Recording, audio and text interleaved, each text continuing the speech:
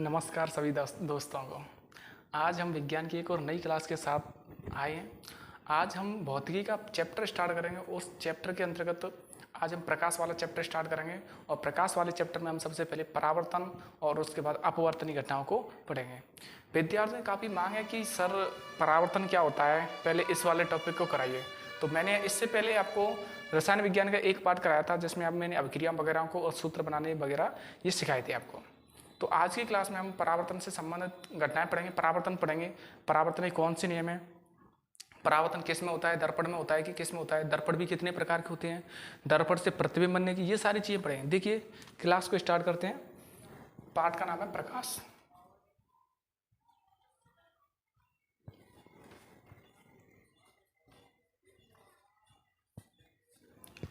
प्रकाश क्या होता है, प्रकाश के बारे में सबसे पहले पढ़ेंगे। प्रकाश के अंतर्गत हम मेनली अपने टॉपिक पर स्टार्ट करते हैं। दो घटना पढ़ेंगे, एक तो पढ़ेंगे इसमें परावर्तन और एक पढ़ेंगे इसमें अपवर्तन। देखिए दोस्तों, आपको ये दोनों घटनाएं पढ़ना बहुत ही जरूरी है कि परावर्तन क्या होता है। आप इनमें से एक टॉपिक को अच्छी तरीके से कर लीजिए, चाहे तो आप परावर्तन कर लो या फिर अपवर्तन को। परावर्तन को कर लोगे तो आपको अपवर्तन में दिक्कत नहीं आएगी, और यदि आप अपवर्तन कर लोगे तो परावर्तन में दिक्कत नहीं आएगी। एक टॉपिक कर लो। और मैं तो सिर्फ यही कहूँगा आपसे कि आप जितना हो सके आप परावर्तन वाले टॉपिक को अच्छा कीजिए। तो देखिए परावर्तन क्या होता है। देखिए परावर्तन की घटना होती है वो दर्पण के अंतर्गत होती है। दर्पण क्या होता है सर, दर्पण किसे कहते हैं। अच्छा, प्रकाश क्या होता है, सबसे पहले तो यही जानना आवश्यक होता है कि प्रकाश किसे कहते हैं। तो प्रकाश का मतलब क्या होता है कि वह कारक जो हमें किसी वस्तु को दिखाने में सहायक होता है वो क्या कहलाएगा, एक प्रकार से प्रकाश कहलाएगा। और जिसमें कण होते हैं वो फोटोन के रूप में गति करते हैं। किसके रूप में गति करेंगे, फोटोन के रूप में गति करेंगे, वो क्या कहलाएगा, आपका प्रकाश कहलाएगा। सामान्य तौर पर हम प्रकाश के प्रवाह से ऐसे भी दे सकते हैं कि वह कारक जो हमें वस्तु को दिखाने में सक्षम होता है या सहायक होता है उसे क्या कहेंगे, हम प्रकाश कहेंगे। अब प्रकाश के दौरान हमें सबसे पहले परावर्तन को समझेंगे। परावर्तन क्या होता है, तो देखिए परावर्तन को समझने से पहले आपको यह समझना होगा कि ये घटना होती किस में, परावर्तन घटना किस में होती है और ये पूरी प्रोसेस किस प्रकार संपन्न होती है। देखिए मान लीजिए कि मेरे पास एक कांच का टुकड़ा है, कांच है, क्या ये मेरे पास एक कांच है। अब इस कांच को मैं किसी भी पदार्थ, देखो कांच होगा तो उसमें हम आर पार आसानी से देख सकते हैं, कांच में आसानी से आर पार देख सकते हैं। लेकिन जब इस पर मैं पॉलिश कर दूं किसी पदार्थ की, जैसे निकिल की या एल्युमिनियम की इस पर पॉलिश कर दूं, अब जैसे मैंने इस पर पॉलिश की तो मैं इसमें आर पार नहीं देख सकता। अब आर पार नहीं देख सकता तो ये क्या कहलाएगा, एक पृष्ठ कहलाएगा जिसको बोलेंगे परावर्तक पृष्ठ बोलेंगे। क्या बोलेंगे इसको, परावर्तक पृष्ठ। परावर्तक पृष्ठ क्या होता है कि कांच की एक सतह को किसी भी पदार्थ से जैसे निकिल या एल्युमिनियम से लेपित करने पर जो पृष्ठ प्राप्त होता है उस पृष्ठ को क्या कहेंगे, हम परावर्तक पृष्ठ कहेंगे। अब मान के चलो ये क्या सूर्य है, कोई प्रकाश का स्रोत हो सकता है, जरूरी नहीं है कि सूर्य हो। हम मान के सूर्य चलते हैं कि जैसे ये प्रकाश का स्रोत है, यहां से प्रकाश की किरण आ रही है, ये प्रकाश की किरण आ रही है। अब प्रकाश की किरण आ रही है तो इस किरण का कुछ नाम होगा, और किरण का नाम क्या है दोस्तों, इस किरण का नाम है आपतित किरण। किरण का नाम क्या है, आपतित किरण। अब जैसे ये किरण इस पर परावर्तक पृष्ठ पर आएगी तो इसमें आर पार तो हो नहीं सकती है, बल्कि इसी सतह से टकरा करके इसी माध्यम में वापस लौट आएगी। लौटेगी तो इस किरण को क्या नाम देंगे हम, परावर्तित किरण।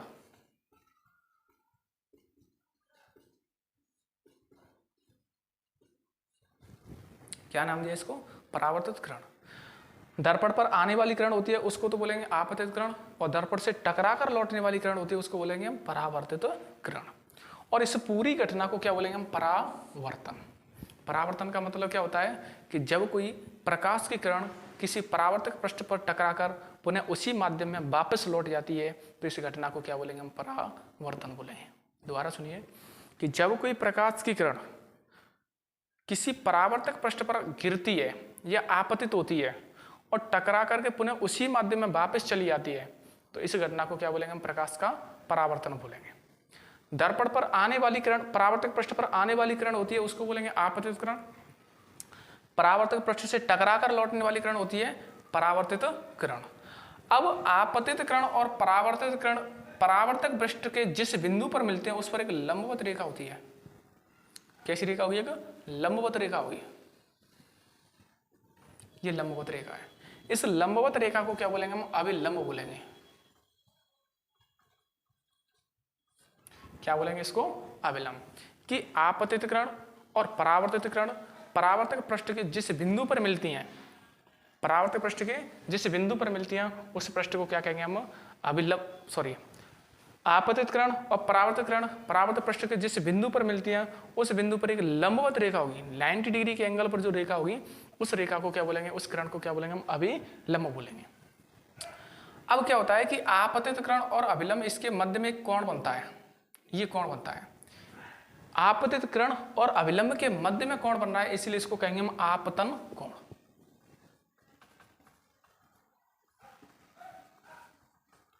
और इसको दर्शाएंगे कोण आई से। कैसे दर्शाएंगे इसको? आई से। इसी प्रकार परावर्तित किरण और अभिलंब के मध्य में कोण बनता है उसको बोलते हैं परावर्तन कोण।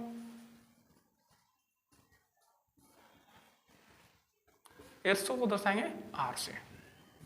ठीक है दोस्तों, तो ये क्या हो गया? आपकी परावर्तन हो गया। दोबारा देखिए, परावर्तन का मतलब क्या है कि जब कोई प्रकाश की किरण किसी परावर्तक पृष्ठ पर आती है और अपने उसी माध्यम में वापस चली जाती है तो इस घटना को क्या बोलते हैं? हम प्रकाश का परावर्तन बोलते हैं।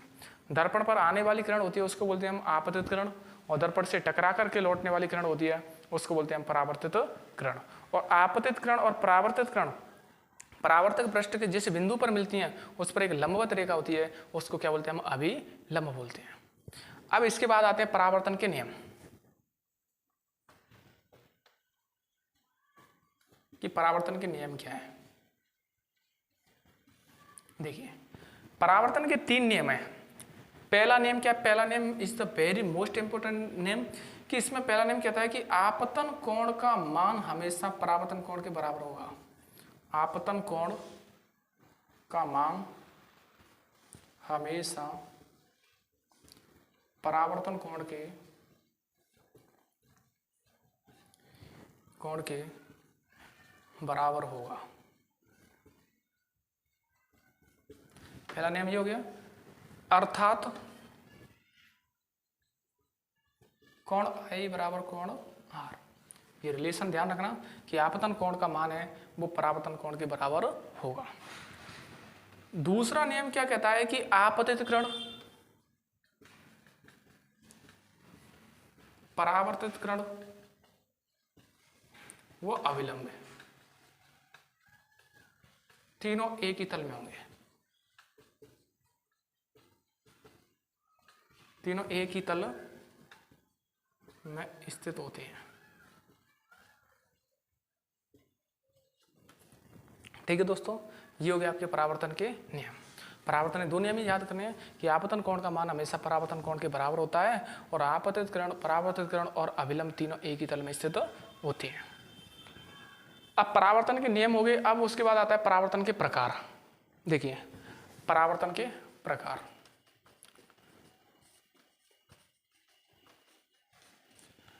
परावर्तन के प्रकार, तो परावर्तन दोस्तों 2 प्रकार का होता है। एक तो होता है नियमित परावर्तन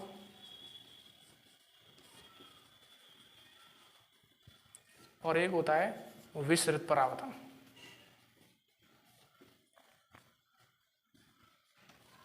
ठीक है, एक तो होता है नियमित परावर्तन और एक होता है विसरित परावर्तन।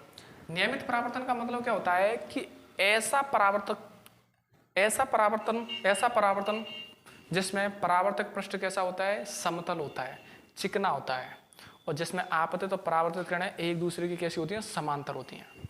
वो तो कहलाएगा आपका कौन सा? नियमित परावर्तन। और ऐसा परावर्तन जिसमें परावर्तक पृष्ठ खुरदरा होता है, ऊबड़ खाबड़ होता है, और जिसमें आपतित और परावर्तित किरणें एक दूसरे के समांतर नहीं होती हैं, उसको बोलेंगे हम कौन सा? विसरित परावर्तन। ठीक है दोस्तों, और इसके बाद पढ़ते हैं हम परावर्तनी घटना। तो परावर्तन की घटना होती है वो दर्पण के अंतर्गत होती है। परावर्तनी घटना किस में होगी? दर्पण में। और दर्पण में भी हम सबसे पहले किस दर्पण को पढ़ेंगे? समतल दर्पण को। देखिए समतल दर्पण क्या होता है?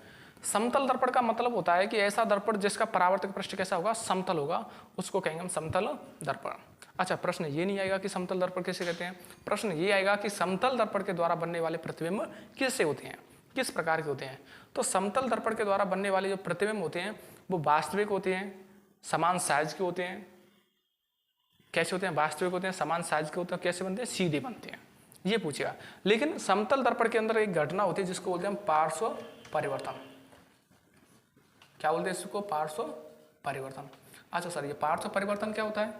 तो पार्श्व परिवर्तन का मतलब होता है कि ऐसा परिवर्तन जिसमें दायां भाग तो बायां हो जाता है और बायां भाग दायां हो जाता है, ठीक है ना। दायां भाग तो बायां हो जाएगा और बायां भाग दायां हो जाएगा, तो ऐसे परिवर्तन को बोलेंगे हम पार्श्व परिवर्तन, ठीक है। जैसे कि आपने कुछ शब्द अंग्रेजी वर्णमाला कुछ शब्द होते हैं जिनका पार्श्व परिवर्तन होता है और कुछ वर्ण ऐसे होते हैं जिनका पार्श्व परिवर्तन नहीं होता है। जैसे कि बात करें हम, ये ए है, इसका पार्श्व परिवर्तन नहीं होता है, एच का नहीं होता है, एच का नहीं होता है, अच्छा ओ का नहीं होता है ना, यू का नहीं होता है, वी का नहीं होता है, डब्ल्यू का नहीं होता है, एक्स का नहीं होता है और वाई का नहीं होता है। और भी कई शब्द होंगे जिनका पार्श्व परिवर्तन नहीं होता है। इनको दाएं से बाएं देखो, बाएं से दाएं देखो, एक जैसी होती हैं, ठीक है दोस्तों। तो ये कुछ शब्द थे, हमने कुछ चीज़ें पढ़ी थी कि परावर्तन क्या होता है, परावर्तन के नियम क्या हैं, परावर्तन कितने प्रकार का होता है और परावर्तन घटना किस दर्पण में पाई जाती है। दर्पण, समतल दर्पण के बारे में ही पढ़ा। इसके बाद हम गोली दर्पण के बारे में पढ़ेंगे, गोली दर्पण क्या होता है, ठीक है दोस्तों। तो हम छोटे छोटे क्लासों के रूप में आपको ये मैटर प्रोवाइड कराते रहेंगे। आप निश्चिंत होकर के बस लगातार पढ़ते रहिए, मेहनत करते रहिए। धन्यवाद।